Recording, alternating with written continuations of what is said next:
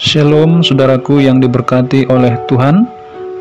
Mari kita sejenak merenungkan firman Tuhan dengan tema Tuhan mendengar doa.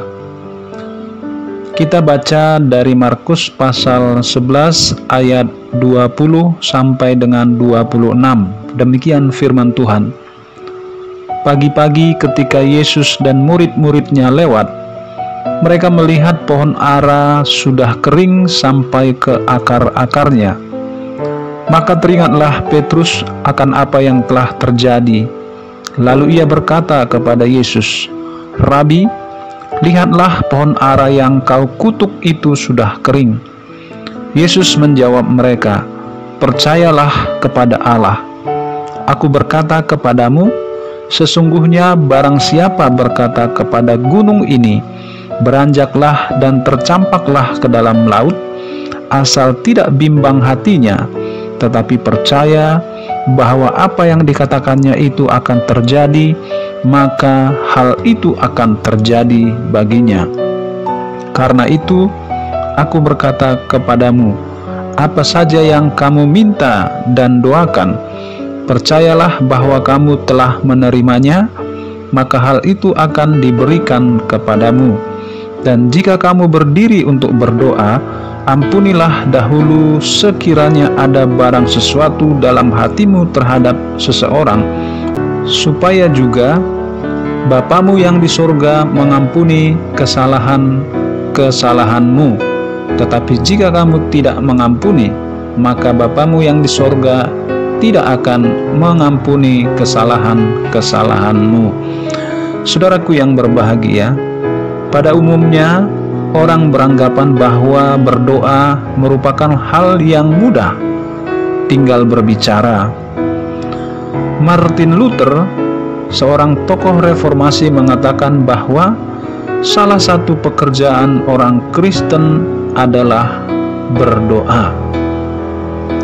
Namun, untuk memahami dan menyelaraskan doa kita sesuai kehendak Allah, sesungguhnya sesuatu yang sulit, sebab ego manusia seringkali mendahulukan apa yang diinginkannya.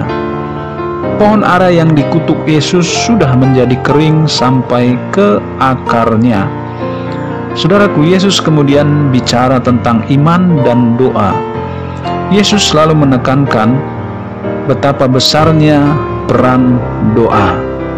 Menurutnya, doa yang dipanjatkan kepada Bapa akan menjadi nyata bila diucapkan dengan penuh iman.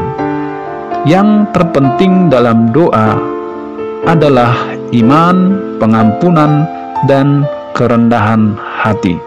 Tanpa itu, saudaraku, mustahil Tuhan akan menjawab doa. Ketika krisis ekonomi melanda Indonesia, ada sebuah panti asuhan di Jawa Barat di mana pengasuh panti asuhan tersebut berdoa agar kebutuhan makanan untuk anak-anak panti bisa tercukupi. Nah, setelah dia selesai berdoa, seseorang yang tidak dikenal mengetuk pintu rumahnya dan memberikan beberapa karung beras serta bahan makanan lainnya untuk keperluan anak-anak di panti tersebut. Nah, hal ini sebuah kisah yang nyata dari jawaban doa. Saudaraku, Tuhan Yesus menjamin bahwa doa dan permohonan orang beriman akan dijawab oleh Bapa di surga. Oleh karena itu, doa kita haruslah berdasarkan iman kepadanya.